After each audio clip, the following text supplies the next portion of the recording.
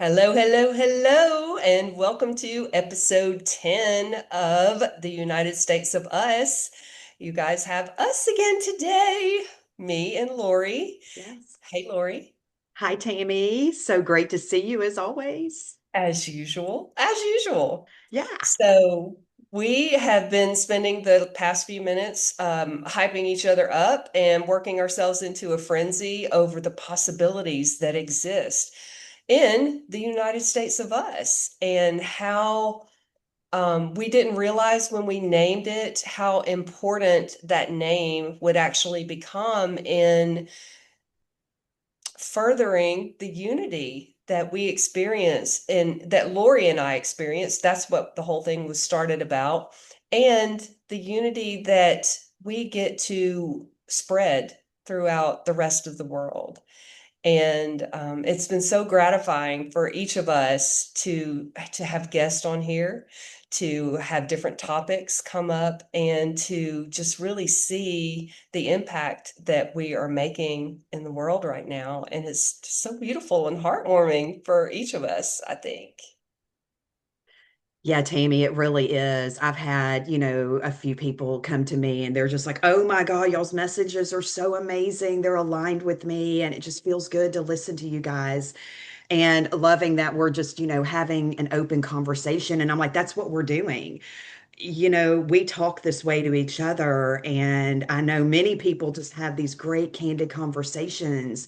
And, but underneath that, we are bombarded with so much information from so many different places. And right now, it feels like it's really exploding.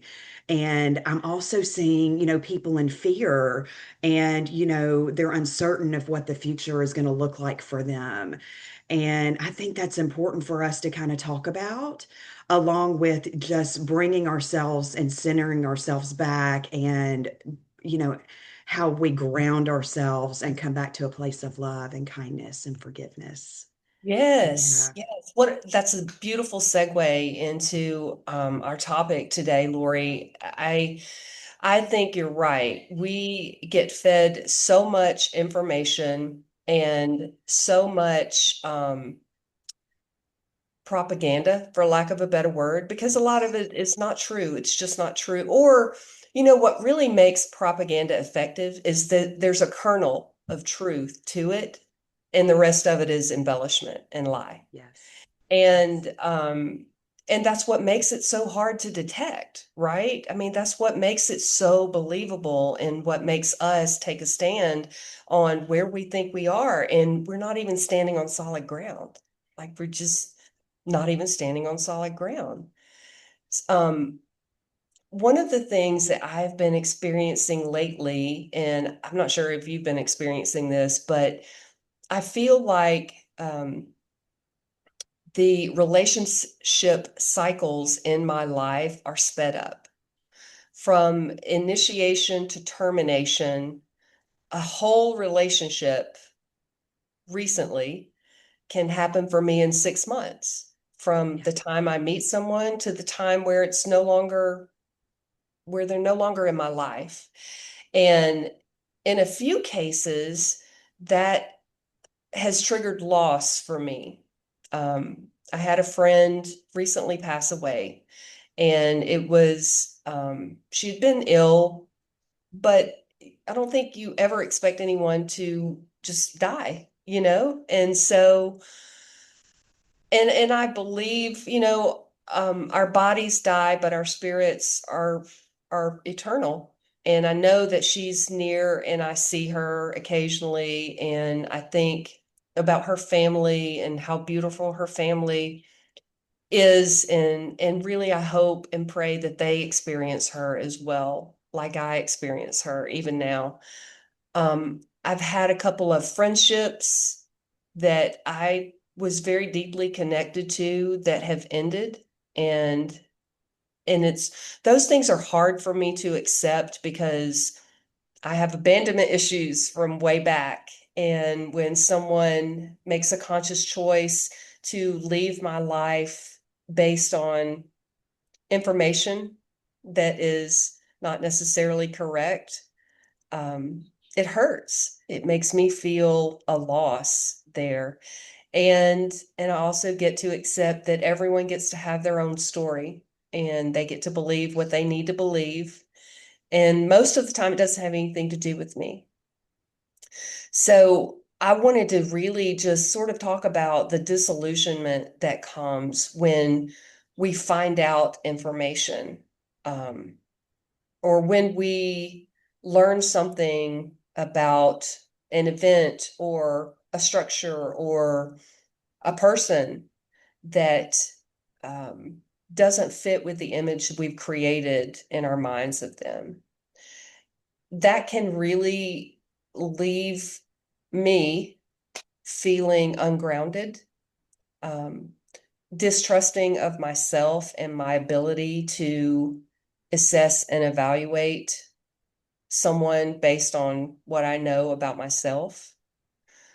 So I've been going through that a lot lately, and I just wondered, is it me or is it everybody? And I wanted to talk today how we can stay grounded, reground ourselves in a world that is constantly shifting. And I don't mean just a slight little turn. I mean, we have some really, really big shifts that are happening. And again, it's disorienting, it's disillusioning, and it's sometimes can be frightening. Yeah. What are your thoughts around that, Lori? Yeah, you're right, Tammy. There is so much information that is being pushed at us rapidly. I don't think our nervous systems and, our bodies and our connections were meant to live in a state where so much information is available so fast and so quickly. And we don't know what's true. We don't know what's not true. All we know is what's being slung at us. And it feels like slinging mud to me, the way, you've got your right side, Fox News, RSNBs, whatever they're called, and then your left side, whatever they are. And, we as humans, we only get 24 hours a day. We only have so much energy that we can expend in one day. How are we going to do that? You got to sleep. Well, you get to sleep. We all get to sleep because we need to, because our bodies repair in that state. Thank you so much, sleep. I love my sleep. And then we've got, those other hours that are available to us, and how are we going to utilize those? And yes, there's many of us that are what I'm going to call stuck in the matrix, to where we're working an 8 to 5 job, we're working an 8 to 12, whatever that craziness looks for people. And so you're putting so much of your energy into that. And then you've got your few hours that are available. That's your kind of free time. How are you going to spend that? Are we going to be watching the news? Even if you have it on and it's in the background, your subconscious is still absorbing it. Your nervous system is still tapped into the information that's coming through. And it's affecting you. Even if you think, oh, I just got it on, I'm not listening to it, it's still coming in. There's one thing. Two are, what are we putting in our bodies as far as food and fuel, and what are we reading? What are we focusing on? There's so many different layers to it, Tammy, that all affect what I'm going to call our frequency. Our body, it's everything that we put into it. And it's a slow process getting us to where we are. And so it can be a slow process getting you out, as far as making small changes to start down the path to be able to better ground yourself. For me, some of that looks like just, okay, oh my gosh, that looks so bad. They're talking about all the pedophilia again. And I've been hearing about this for many, many years now. And why aren't they doing something about it? And I keep saying why aren't they doing something about it? When in fact, where we are co-creators in this world. Each and every one of us are creating this space and place we live in. And part of that is where we put our attention. Part of it's what we believe, because the power of belief is very, very powerful. And so for me, yes, I'm aware that those things are happening. I know that they're happening. I've had my own experiences, Tammy. We've talked about that before. The more people I talk to, it's men and women, it's not just women. Men are violated as well. And that is a whole different subject for our men. The men who don't feel like they can even speak up and talk about it. When what this world needs is for us to connect and talk and hold space for each other and love each other because we've all had our experiences. And then you've got the news throwing slinging mud on top of it, and we've all had our own experiences that we've not been allowed to sit with and ground and release and heal and let go so we can sit and just be in the now moment. Because when you're in the now moment and looking at what's in front of you, you're safe, you're okay. Whatever's right in front of you, you can deal with, we can deal with, even if it hurts, because we're going to have experiences that hurt. We're here to experience all of the emotions, the good and the bad, because how are we going to know how to feel the good if we don't feel through the bad?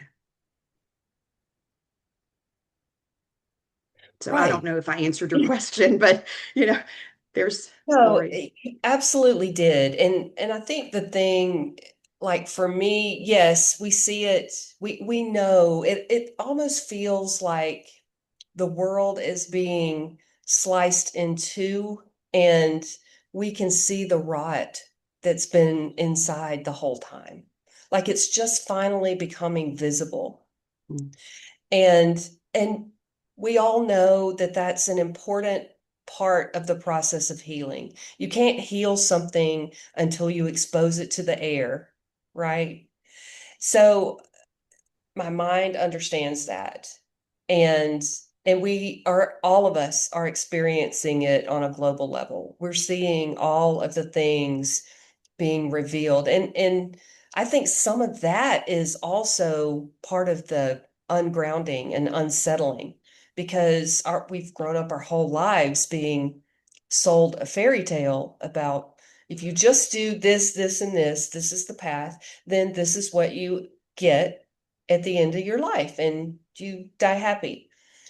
And the reality is, I mean, very few of us die happy. yeah. I mean, that's just the truth. Um, for me, recently, it's been happening on a much more personal scale. I am seeing people in my life, you know, that aren't necessarily the people that I thought they were. And and again, just like you said, we don't approach these things from an objective viewpoint where we can say, oh, okay, well, this person made a mistake and just made some really bad choices and blah blah blah. We receive this information through the filter of our experiences. Like everything that has ever happened to us, every thought we've ever had, everything we've walked through filters this information that is coming in. So the way that you perceive something is not necessarily the way that I perceive something. The way that you feel about something you hear is not necessarily the way that I feel about something I hear. And that's the beauty and the curse of all of it, really. I mean, that is the thing that creates the disunity in us, because the experiences are just so different among us. So with just the twist of one word, or the way you phrase something, it can be a completely different experience for someone else. And so I probably just went way down the rabbit hole on that. Okay. But that's my experience. Um, the bottom line is, I have felt very disillusioned, and where in myself do I get to recognize that as judgment? Right. We don't have any control over anyone else and what they do. We only have control over ourselves and our reactions and our beliefs, and so At what point do I make it okay for me to judge someone else's actions and make a decision about that and a choice about that from a place of superiority? Right. Yeah, because we're all, I mean, all of us are loved unconditionally. Our God, the God that created everything, everyone is immensely loved. And we see choices and decisions and actions that are made. And I've made what I people would consider bad choices. And, at the time I really was doing my best. I make the comment about I'm walking authentically now. Well, back then I was walking authentically for myself back then with what I knew and who I was. So I feel like my whole path, I really have been as authentic as I can be based on who I was and my filtering system, like you talked about, Tammy. Right. And so, and I honestly believe everyone is. Everyone really is. However, for us to be fully embodied in our avatars, our meat suits, whatever you want to call these bodies, I mean, it has to be a clean vessel for us to fully embody.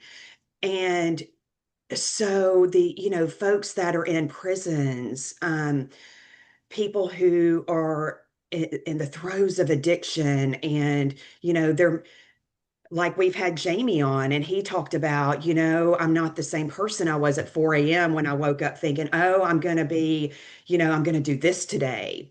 Well, then you get through the day and your energy starts getting zapped, and you start having, what I'm going to call tears in your aura, or you already have attachments that are attached to your energy field that are with you because they've already seeped into the aura and it's not strong. So you've got criminal. I mean, I remember watching the movie Nefarious, and that was very difficult for me to watch because it was felt so low vibrational, and I really don't like to find myself, giving my energy to those types of spaces these days. But it was very interesting to me. I don't know if you've seen that movie, but it was this man who was on death row and he was possessed. And, to the point that this psychiatrist or whoever it was came in to interview, trying to see about getting him an insane, I don't know, verdict or what have you, an appeal. And this man was so taken over by this entity that he ended up foregoing his last meal because the entity said he didn't want it. And of course, the last meal was supposed to come, and the guy was back fully in, whatever that looked like. And wanted the meal, and the guy said, no, you said you didn't want it. So I mean, everything was taken from him because this entity came in because he had tears in his, so some of it is so unconscious Right. that it's not even you. And so, and I know when I drank in the past, Tammy, there were many times that I would wake up the next morning going, oh my God, did I act okay? I know I'm generally a happy drunk, but I've got some holes there, which means who was in control of me? Who was in control of this body? I mean, that's just one form of disconnection. Yeah.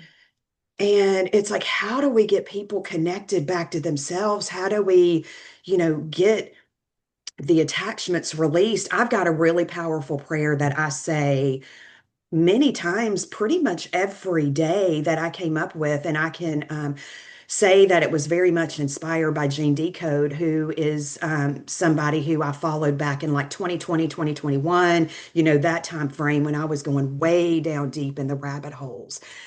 And I am so grateful for that prayer. And I have shared that with people, but it's basically telling the attachments, anything, entities, anything that's not for me to leave me.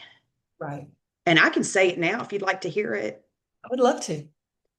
All beings, life forms, thought forms, entities, assemblages, technologies, and anything else that is not for me. Oh my God, I just said, okay, okay. All beings, life forms.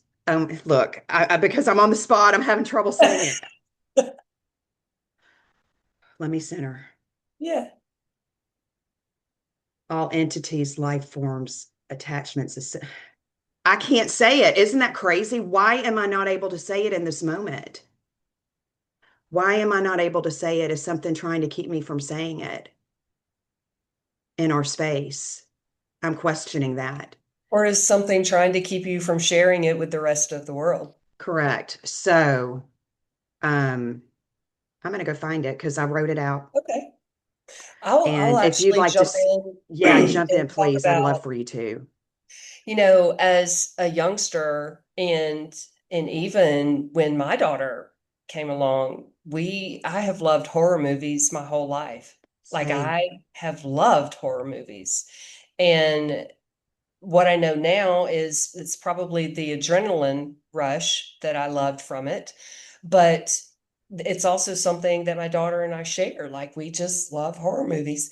And in probably the last 4 or 5 years, I haven't been able to watch a horror movie at all. Like I can't, my nervous system, my psyche, my mind, and my heart can't engage in that energy. Like I feel it so deeply and I just can't do it. And I've tried, like I've really tried. And I remember this has probably been about 6 years ago. I was staying at Rowan's house in Atlanta and she was working and she said, "Here, I saved this movie for you to watch. I'll be home in a little bit." And it was one of the most disturbing movies I've ever seen in my life. So much Yeah, so that I asked her, "Oh my gosh, where did you find this? This is awful." right. And and just and I feel, like now knowing what I know, um, I'm really sad that I introduced that sort of vibration into her life. And again, I know that I did it with intentions. It's a connection in a way for us to share time together and connect. And I just can't do it. And even more recently, I can't, there are just things on TV that I can't watch. I loved the whole Game of Thrones saga and watched it and read all the books, the whole thing when it first came out. And Hope has never seen it. So I thought, well, I'll introduce her to it because be a great little binge watch, right? We can't even get through the first episode. The Yeah, same. violence and the um, cruelty and cruelty against humans. Yeah. I we just can't stomach it, so we can't watch it. And so our late night watch is Golden Girls now. Right. We can I'm the same tolerate. way, Tammy. I mean, I can't watch anything like that anymore. And part of it for me is now just understanding the dynamics of how Hollywood pushes out, and it's, pushed down from the CIA. It's all an agenda for us to be further programmed to think that that's normal behavior when it's not. None of that is normal. I mean, us as humans, I, I think most people, our first instinct is to wrap people up with love. But if we were to be out and about and to see something occur, I mean, what are we going to do? I'm just going to probably be like, what the fuck is that? That's not normal. What can I do to help if I can, if it's something for me? Right. Well, we see that playing out in our society. People will whip out a cell phone and film something, but they won't actually They won't help. help. And that is just mind-boggling to me. I can't even imagine what that is all about. And yes, I can, because you're right. It is. It's the programming. It's the desensitization. Slow down and say that. And the numbing that has occurred over centuries in this society. Were you able to find your prayer? I did. I did. I'm like, and I'm going, why am I not able to just, I say it all day long. I'm going, what is happening? Okay, let's do this. all beings, life forms, thought forms, entities, assemblages, technologies, and all else that exists that do not have the highest interest of all life everywhere, or my highest interest in thought, form, action, mind, deed, or word. I demand you leave my mind, spirit, body, and soul on all levels, dimensions, densities, and locations, now and forever, and never return. All permission to influence from within or without, to possess or cohabitate, impart or in whole, to manipulate in any way or create or maintain attachments is permanently and forever removed. All protection is asked for in the name of the one true living God of all compassion, love, light, and creation, the Holy Spirit, and the only begotten Son, Jesus Christ. And so it is, and so it is, and so it is. That's beautiful. And I say that when I just start feeling off, like these, thoughts, these weird thoughts start coming in or something. And I'm like, I pause and I'm like, am I feeling kind of something around me? Do I feel like maybe something's trying to attach me, even through the computer, the TV, whatever it may be? And I find myself saying that I've had a couple of lucid dreams, Tammy, where I have been, one of them in particular, where I was standing in my bedroom and I was looking at the mirror and I appeared very dark. Like my eyes were dark. I mean, the room was dark. It was still nighttime, but it was like I was dark. And I spoke that out in my prayer, and it was all I could do to get started saying it. Kind of almost it felt a little bit like today, and I'm going, why am I not able to? And then by the end, it was so strong. And whatever it was in that astral, fourth dimension that was trying to, um, I don't know that possess is the right word, but just attach, Mhm. was not able to, because there's so much else going on that we don't understand about. It's hidden knowledge. It's not been shared with us. We've been trained to be good worker bees and give all our energy to capitalism and to all these Hollywood stars and wars that that aren't even real, that our men and women are going over and sacrificing themselves. I'm tired of that word sacrifice. Yeah, Don't me too. sacrifice yourself for me. Go Yeah, live your best life. I'm Underneath it all, and really over the military worship in yeah, the US. I think that I totally respect people who are willing to give their time and their life and their careers to that. But it's a sham, it is a the sham. It machine. is a sham. And it's for our cabal bankers. They're the ones who create all the wars, sit around whatever table and whatever they're sacrificing to make their Yeah, whatever they do to absolutely. continue to keep us small. And I mean, we're done. I don't consent. I don't consent to the fuckery. We do not And consent to this fuckery. we do not consent to this fuckery. That's right. And we're saying it out, and everybody say it out. And I understand being in that space where we believe it's real, but they're telling us that we're fighting each other, or that, these other nations in the Middle East or wherever it is, South America, that, oh my God, these people are third world and they're bad. It's not the people. It's It the never people. is. It's not the people, it's the one percenters that are up there dictating how we live our lives, and they push it through the movies, through the propaganda of the media, because they aren't able to create. We create. We are the creators. And while we look at it and feed it, we are feeding the monster. We are creating that reality.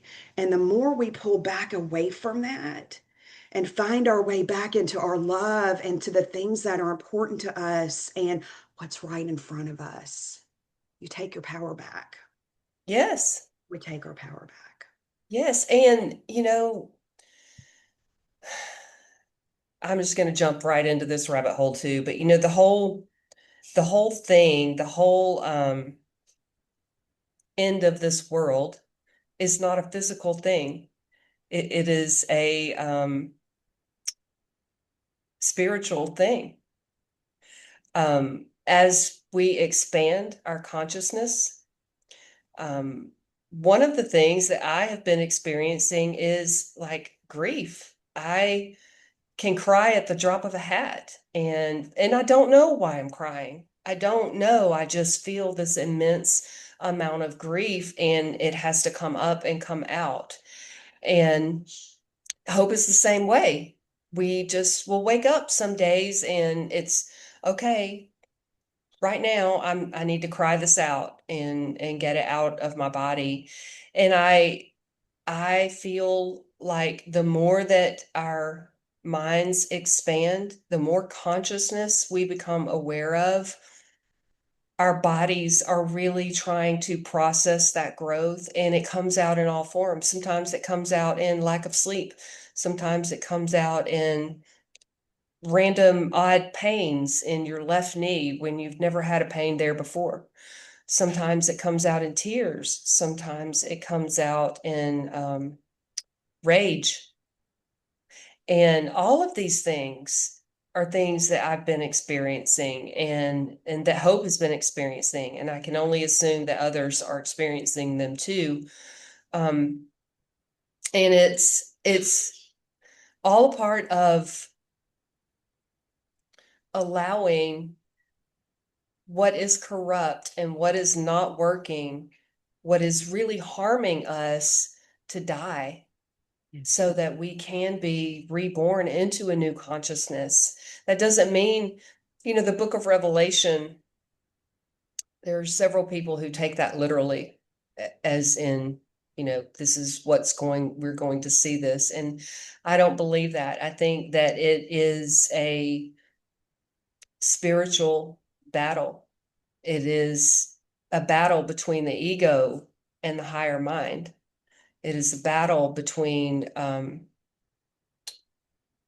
who I think I am at my core identity without a higher consciousness versus who I've always been and who I came here as a higher consciousness. Yeah. And, you mentioned earlier about having, different interpretations. Say you watch the same thing or hear the same thing, but hear it totally different. I think that's the same with, people's interpretation of the Bible. Some people take it very literal, word for word for word. However, it's still going through a filtering process. Absolutely. So some people see it more as, it's written more kind of in riddles and it just has underlining meanings and it's all connected to really how our vessels work and how things express and how you draw things in. There's so many different ways to interpret it. I myself, I find myself going within and sitting with things and really just allowing my higher self to come through with the guidance.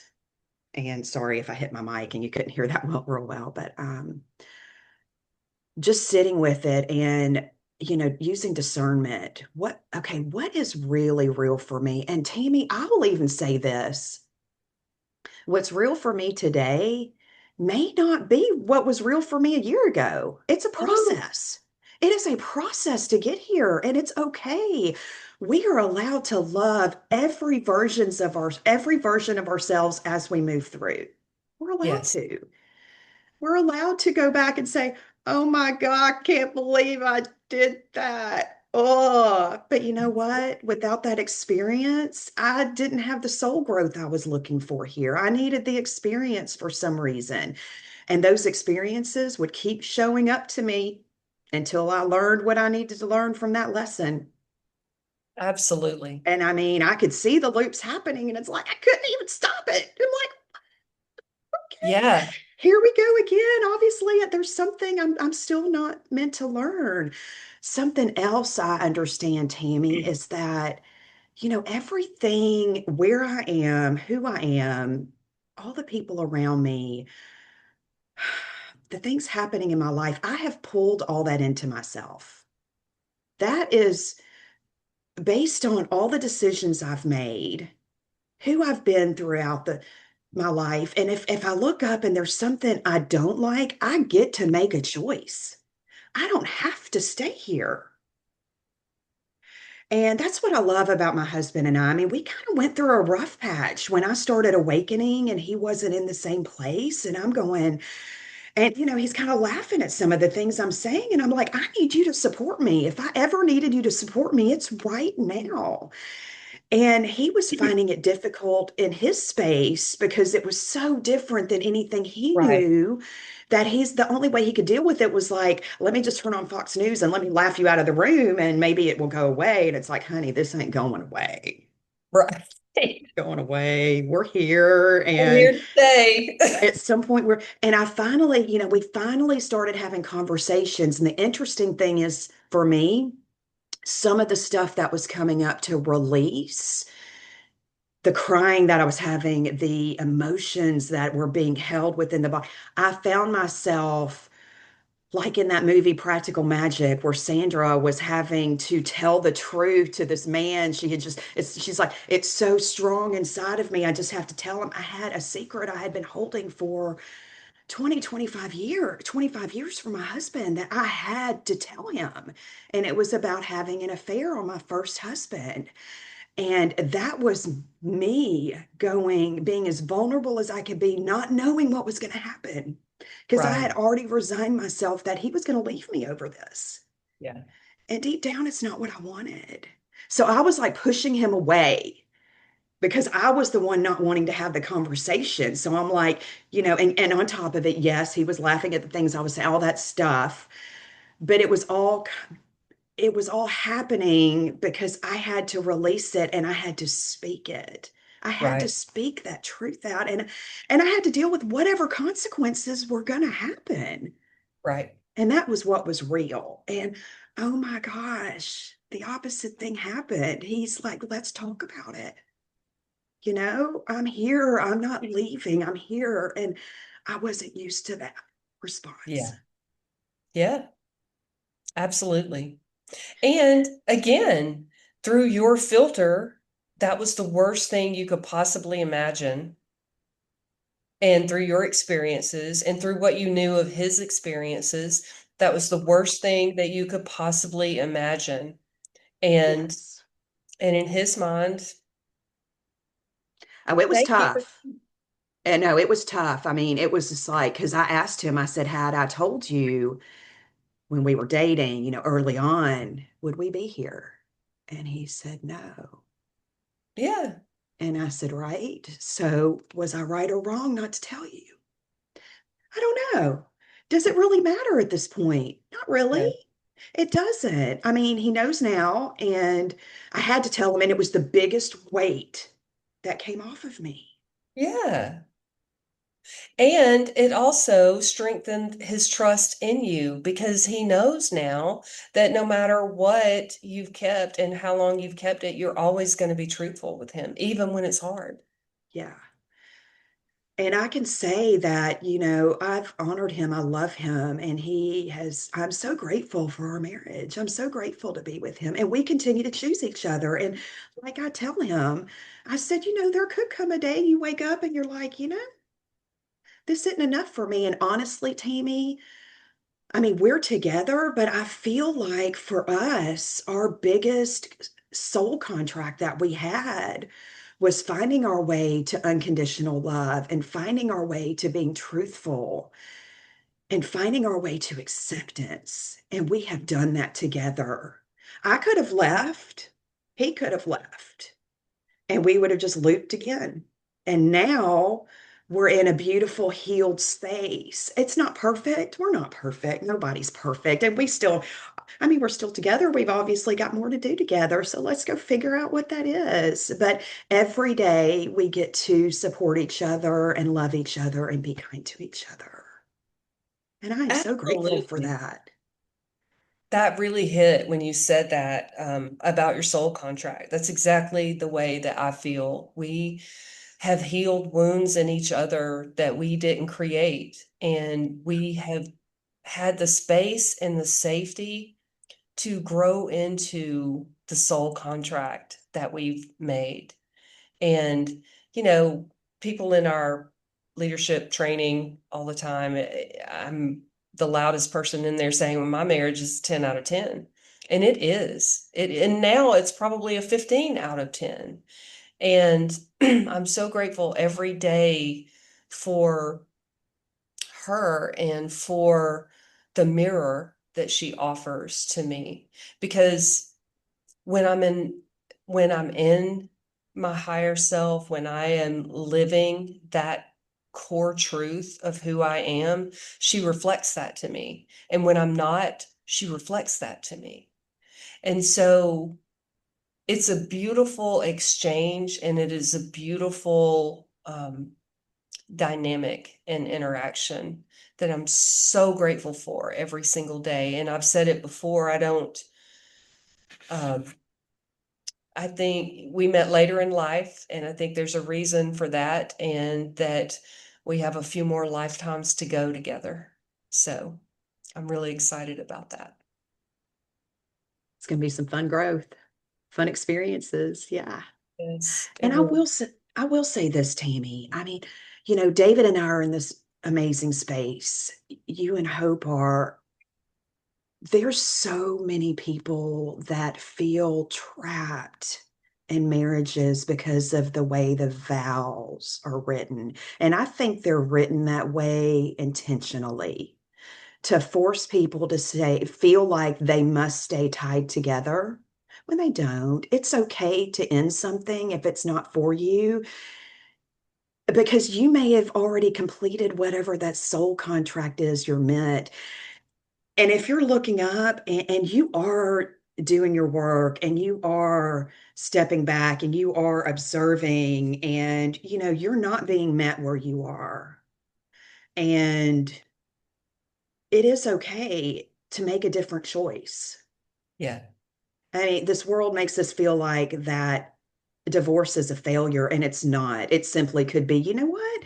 Maybe they were really only supposed to be in my life for a season, but yet we signed up to do this number, and here we are. And we're sitting next to each other in our chairs, and we have nothing to say, or if everything is said, is anger. And it could be that that is a projection that somebody is pushing out. And it is. I mean, it is a projection somebody's putting out in some sort of capacity. And so find your way to get the help. It may be therapy. Y'all might be able to do some couples therapy, or it may be time to make a change. But I yeah, know for me, when I speak, it's coming from my own experience, and my experience doesn't, and my decisions don't work for everybody. I just want to make that absolutely, clear. absolutely. Yes, wholeheartedly. And I agree with what you said. There is an expectation that, and some of it comes from the religion, and the predominance of religion around marriage. Um, and I know for me personally, my parents married because my mother was pregnant with me. That was the whole reason that they married. Neither of them had relationship skills. Neither of them had self-knowledge about who they were at the time or who they wanted to be, even. And I think now about my mother and how she must have felt. She was from a large family, a very poor, large family in Alabama. And um, when she married my dad, he moved her from her family over to his family in Mississippi. And she didn't know anybody. She had no support network. She came into a new family where she was coming in under shame and guilt because she was pregnant. She had no career. She did not finish high school, and she's pregnant. And her whole life just got changed because of me.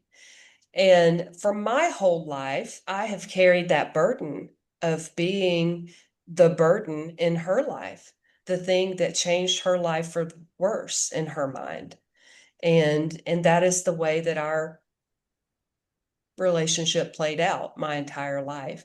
And I can't imagine how hard it must have been for her at the time.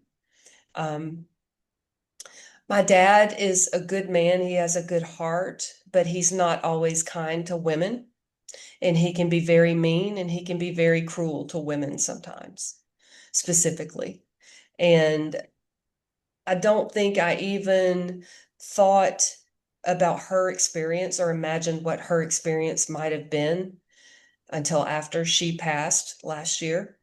And it's a bit heartbreaking to think of what she went through, and she had no way out. She didn't have the knowledge or the experience or the wisdom or the education to to even process the amount of change that she would walk through and live through. And they divorced when I was 21. My brother was 12, and it was a horrible divorce. It lasted the rest of their lives. It lasted forever before it was final. And then even when it was final, it wasn't final. It's the experience that they just kept reliving over and over. Neither of them ever remarried. They did not get along. They just were not good people for each other. And my brother and But I, yet couldn't let go, but couldn't let go. right.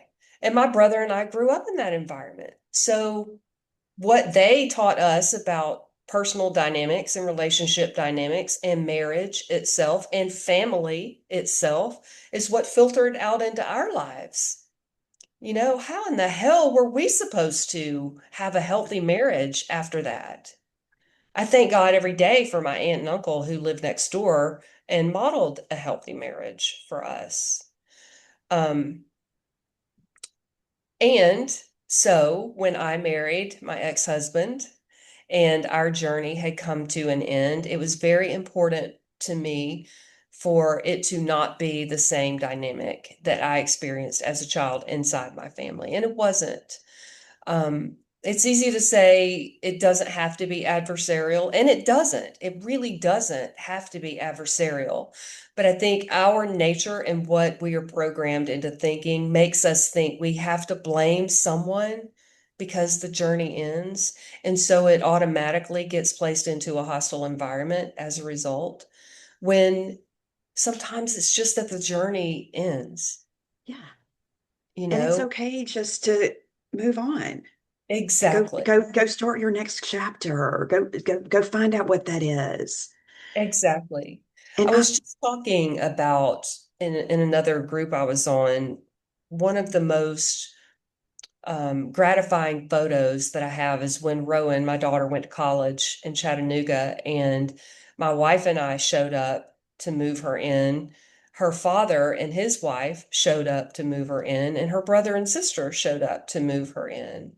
And so we took a all family photo, and it's one of the photos that I really treasure because it represents to me that this child created and generated a network of people around her who did not have to adhere to traditional roles or societal expectations or what anybody else says has to be. This group of people were there to support her and love her in this step exactly as we all are, exactly in that moment.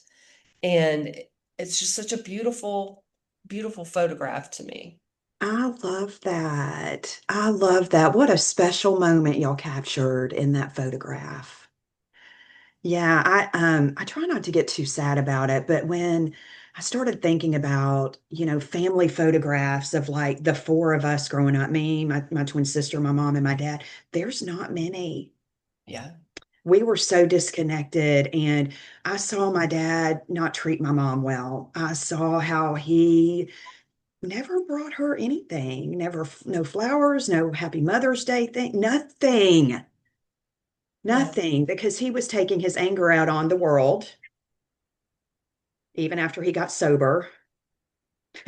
He still didn't know how to process that. And he took a lot of that out on my mother. And I witnessed that. And my mom, she really did her best to keep our family together. I can only imagine how that was for her being treated the way Right. she was. She didn't have a huge network of friends to lean on, and she internalized most everything. She didn't have a group to really, talk about what was happening with her. She just didn't have much support, but she kept showing up every day for us, every day. Yeah. Thanks, Mom. Love you.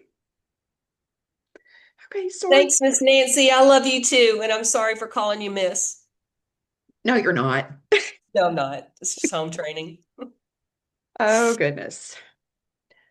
So yeah, so oh God, as usual, we kind of got off track, but just coming back to, I know we wanted to talk a little bit about grounding Yes. and grounding because yes, the world looks so crazy, but when we stop and we just kind of come back into ourselves and just pause and just do what you can to come in the moment, do what you can just to breathe. Breathing is important. That's one way to easily ground ourselves back into the moment. I mean, I'll make comments sometimes, well, breathing won't heal what the root cause is. No, it won't heal the root cause.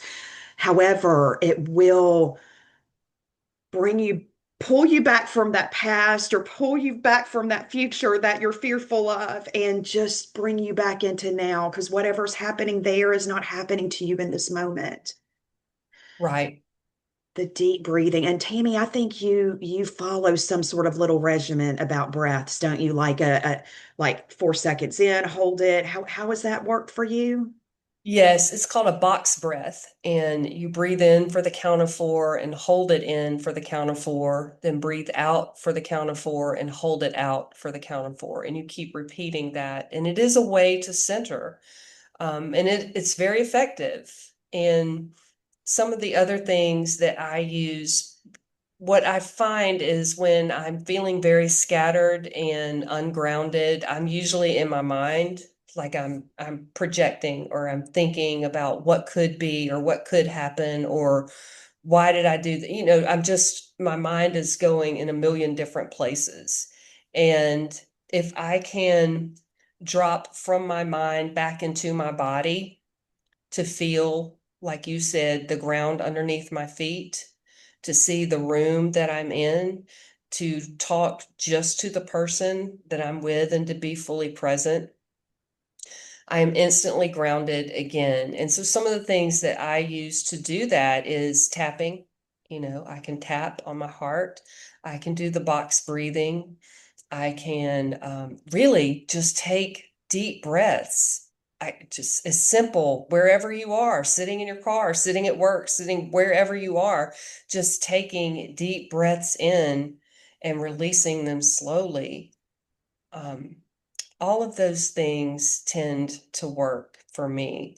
Having a regular meditation practice daily is central for me. It's a requirement anymore because I can't function. Um, and I don't want to be around people when I'm that scattered because like you said before, I feel like it invites energy that is not mine in, and I'm not here for that. I don't accept that. So, yes, continue. Yeah, I was going to say for me, I meditate as well, but I don't do it in such an official way. I don't have a place where I go sit. I don't cross my legs. I don't. A lot of times it's just me, closing my eyes just for a few minutes, and it's shutting out the noise, turning off the devices, sitting with myself, and just being quiet. And when the thoughts come up, I'll allow them to come up, and then I'll push it aside and it's just to center myself. I like to also, another good way I ground myself is I'll take a few moments and just feel my body. How do my feet feel? And then kind of just feel all the way up through my body, which grounds me into my body. That's a good way for me to do it. Um, Something else, humming. believe it or not, humming is a really good thing we can do.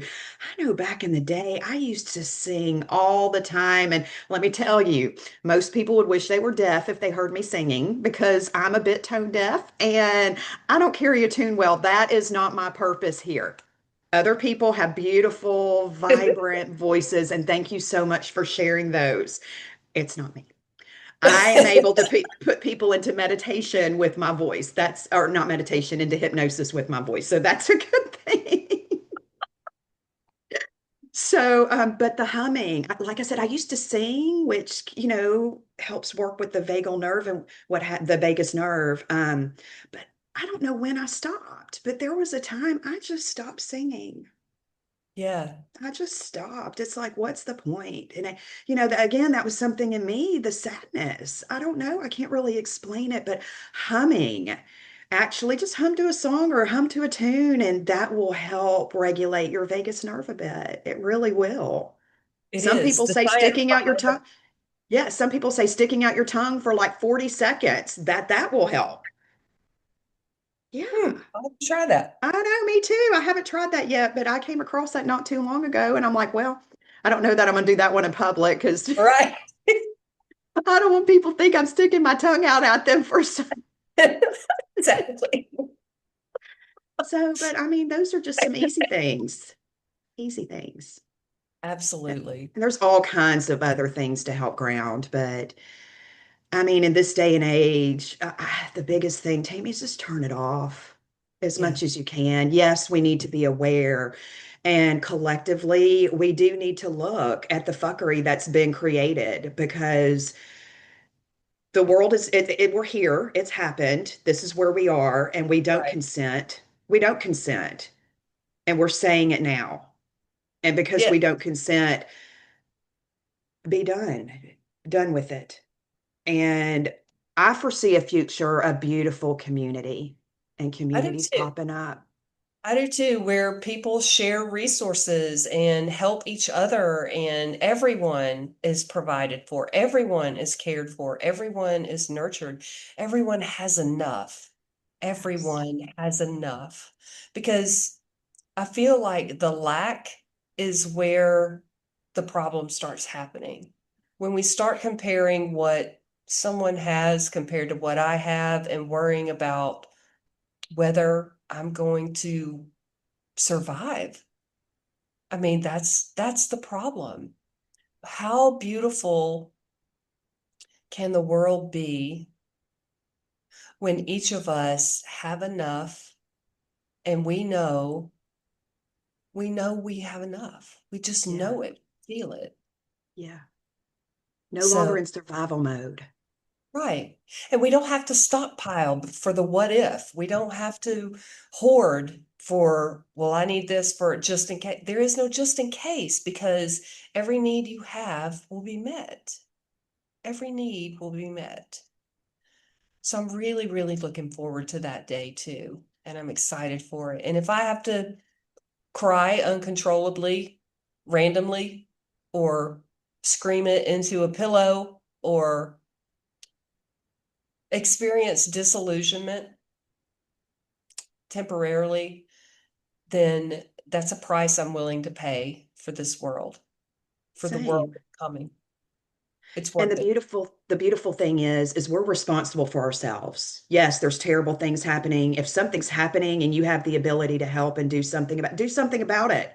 Don't just stand Right. by. We've got a lot of people who are warriors in this world, like Operation Underground Railroad. Tim Ballard's out there rescuing, kids, his organization from child sex trafficking and sex trafficking and providing resources after to help them deal with that trauma. I mean, there's organizations out there. I'm starting to see people building community spaces. It may just be online right now to where like-minded people are getting together and they're not feeling so alone. You and I are coming together. We've got this podcast, The United States of Us, because it is the United States of all of us. All of us. And everyone gets to be who they are. But people are building communities. I mean, actual communities. They're Yeah, starting because they're no longer waiting. They're no longer waiting for someone else to come in and fix us and be a hero and savior. No, we don't need them to fix us. We can just go do it ourselves. And so we absolutely. are. We are. Wholeheartedly. Wholeheartedly. And yes, there are physical communities being built like that. There are many tiny home communities. There are many off-grid communities. There are many, all kinds of communities being built where you really don't even have to have money to be a member. Yeah. Yeah. So that's beautiful to me. It really is. Well, Lori, that's going to bring us to our hour. Are there Oh, any it parting goes by so words? I know, fast. right? Every week we're like, how has it already been an hour? I know. I know. Oh, I'm just, we've got our Independence Day coming up. July 4th is coming up, what, Saturday? Today's the Mhm. 1st of July. How is half the year already behind us? It's crazy. Time is just speeding up. It just feels so different these days. But, it's the 250th anniversary for the United States of America. But for me, it almost feels like the first one because I feel like I am a free sovereign being in myself and who I am. And I think a lot of people are feeling that. Like this one feels different.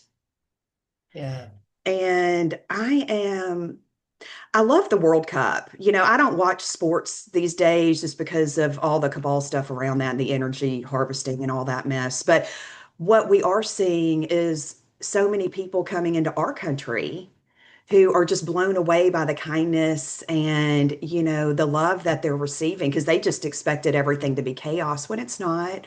Just like they are over in their countries, they're just people like us who just, we all want the same things underneath. we Yeah. do. Yeah, we do. So, Absolutely. And we're not in the US this year, and Hope's birthday is July 4th. oh, So yes, she's happy she's birthday, Hope. right. She's a little fireworks baby. Um, Of but course she we is. of course she is. We we experience everything through a different lens because we don't live in the US right now. And it is a different experience. It just is. And again, you get filtered information through the way that people are. Um, but I we're going to the mountains this weekend for a birthday celebration. And I'm so looking forward to it. We're staying in a hotel. We're taking the dog and the cat, and we're going to get to go on hikes and experience the mountains instead of the sea. And I'm so looking forward to it. And yes, Independence Day this year for me has a whole different meaning. Um, and it's very personal because we have claimed our own independence this year. We're not beholden to a country or a government or an entity or a system to provide us with freedom. Freedom is here, it's right here. So thank you. I Beautiful. love you. I I love love you us. too. I love us too. I I love us love the too. United States of us. Thank you all to our beautiful fans, and we will see you next week. Love, love, love. Much love. Much love. Bye, Tammy.